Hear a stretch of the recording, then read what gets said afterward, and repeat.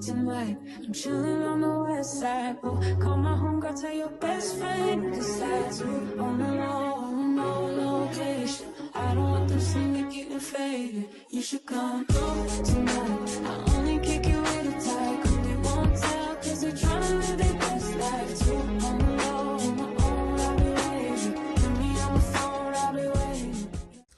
Good morning, lovers and friends. Welcome to a new vlog. It is a Tuesday morning. I've just dropped off my daughter at school. I'm about to go to Pilates. This is me. We do Pilates barefoot, so I'm just wearing my Crocs because I'm gonna walk up to the lady's house.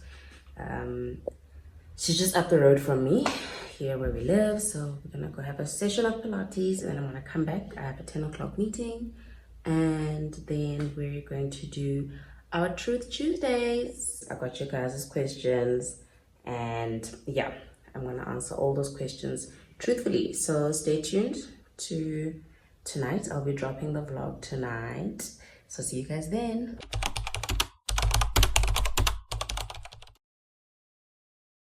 Hello everybody, welcome to Truth Tuesdays. So you guys sent a lot of questions. Let's do 5 questions for this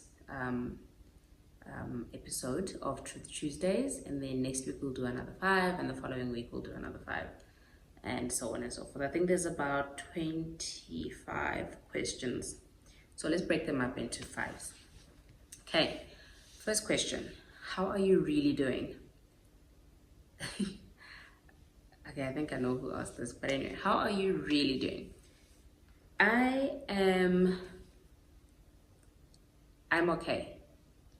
I'm not good, I'm not great, but I'm also not sad and depressed. Let me just say today, I feel okay, I feel fine. I came out of a 21-day fast last month with the church. It was a very enlightening time. I learned a lot about myself, and I identified areas in myself that I need to work on in order to be the best version of myself in all the aspects of my life: marriage, parenting, friendships, work, and just spiritually in general. If I was to put it on a scale of 1 to 10, I would say I'm a good 5.9, 5.8 out of 10, which I think is good. It's over 50%, guys. 50% pass rate. Could be better, definitely, and I'm going to work on being better. I actually start therapy this Thursday, so yeah. I might actually answer this question as an opening question for each of the Truth Tuesdays, because I'd also like to see how I'm feeling as the weeks progress. Thank you for the question. The second one is, how is marriage really? Marriage is a lot of work. I think people who get married and don't treat their marriage with the same priority that they would treat their 9-to-5s, I think you're setting yourself up for a difficult marriage.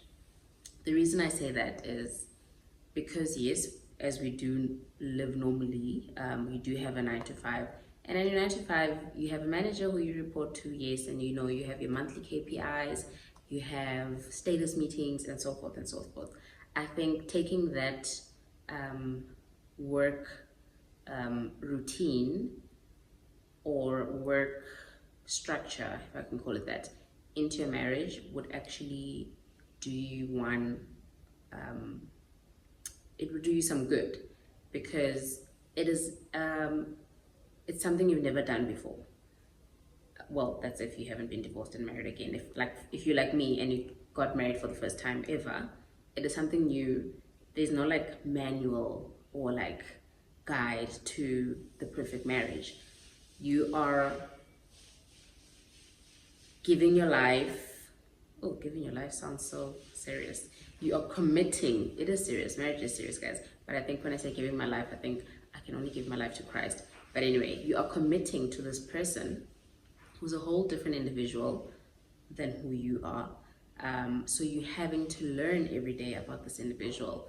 You're having to learn how to relate with them. You learn how to handle the things that irritate you about them, or love the things that you love about them even more, and actually just be in unison with one another. It is quite a challenge. It's almost like parenting as well. You brought someone into this new world, and you have no idea what it is they're going to turn into. You don't know what your marriage is going to turn into, so you got to keep putting the work into it. That's my belief. I think this is a common analogy that one gets about marriage. They say that marriage is like an empty box. You should treat your marriage as like an empty box, and you fill that box with what you want. So fill it with positive things, fill it with love, fill it with respect, fill it with laughter, fill it with fun, fill it with open communication.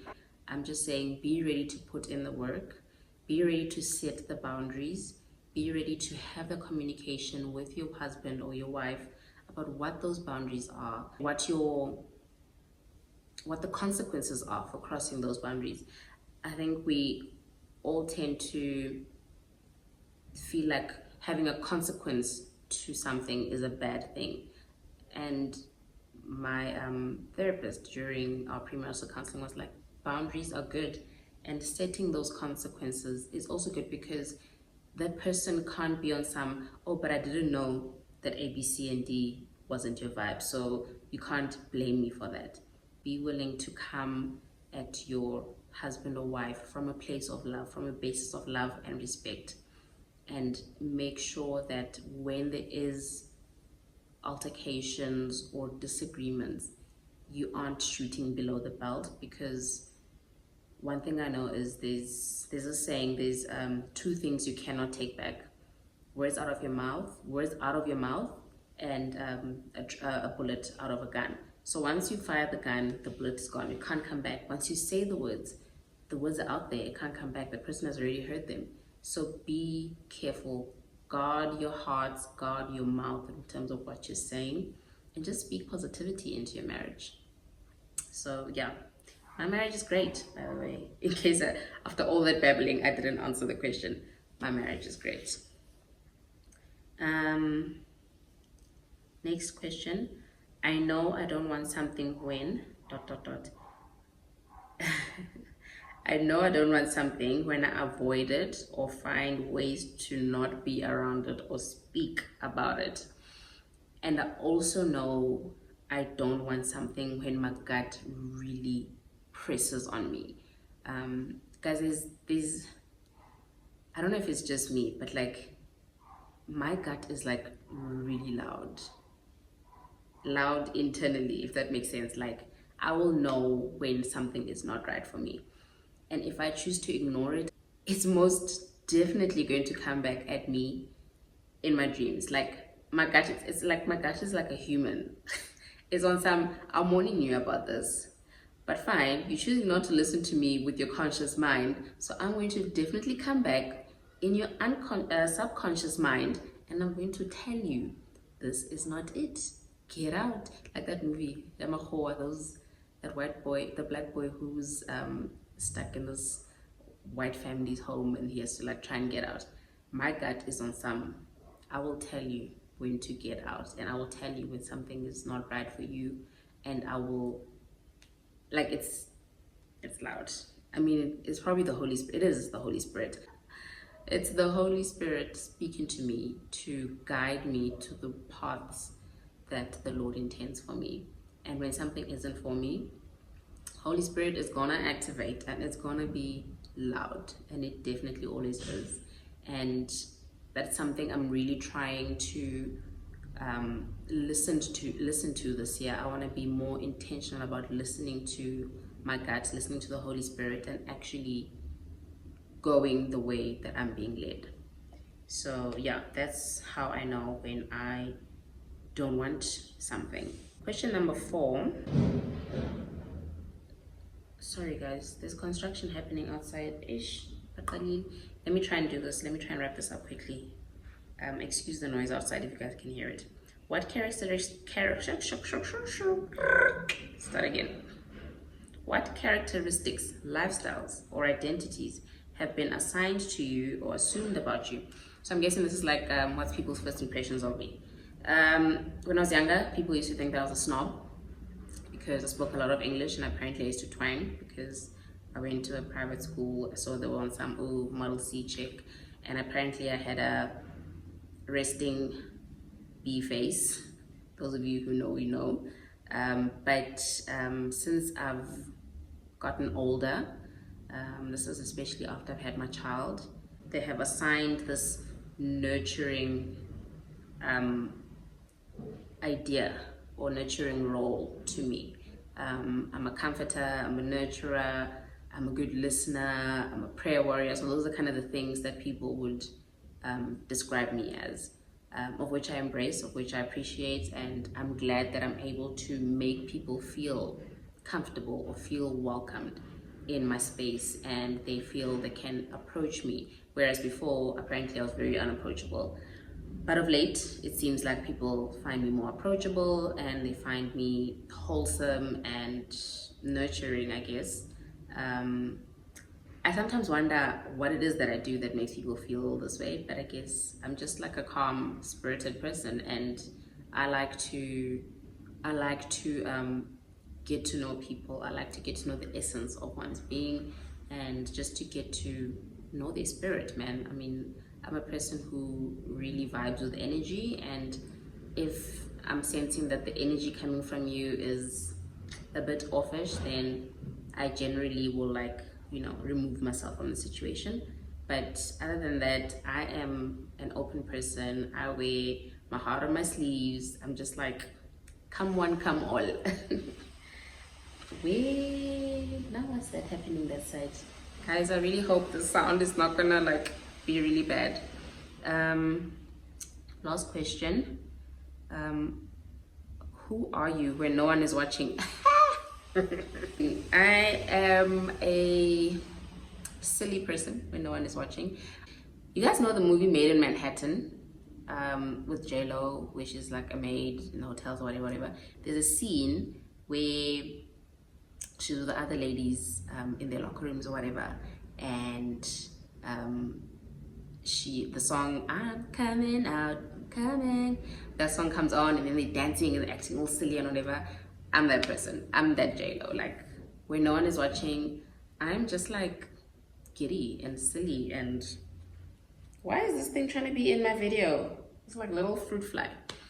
But yeah, I'm silly, I'm chilled, I'm like relaxed, I'm loving, I'm a mom, so I mean, my child always has me playing, with dancing. I'm a horrible dancer, but who cares? I dance away, I sing away with my very horrible voice. I wasn't gifted with the singing voice, guys. My mom and my sister are amazing singers. Me, on the other hand, I could say, like, it went that way. It went far left. So yeah, when no one is watching, I'm just like really, I'm a kid. I'm a kid inside. I want to play, I want to have fun, I want to just be relaxed and not think about the serious, depressing things of the world. So yeah. Okay guys, those are the 5 questions that we're doing today. I hope that I dropped some nuggets here and there. I hope they shed some light into the person that I am, and I hope they'll make you subscribe down below. Is it this side or this side? There, where the subscribe button is. Click the subscribe button, be a part of the family, and yeah, I will see you guys at the next Truth Tuesday. Guys, these questions are serious, hey? Actually, let me just read some out to you. What is important to you? What you say or how you say it. So that's one of the questions. Do you believe in true love? What is something that offends you? List the best qualities you have to bring to a relationship. What are your biggest fears about a relationship? There's so many. 3 things that you can't live without. I have to think about this one for next week.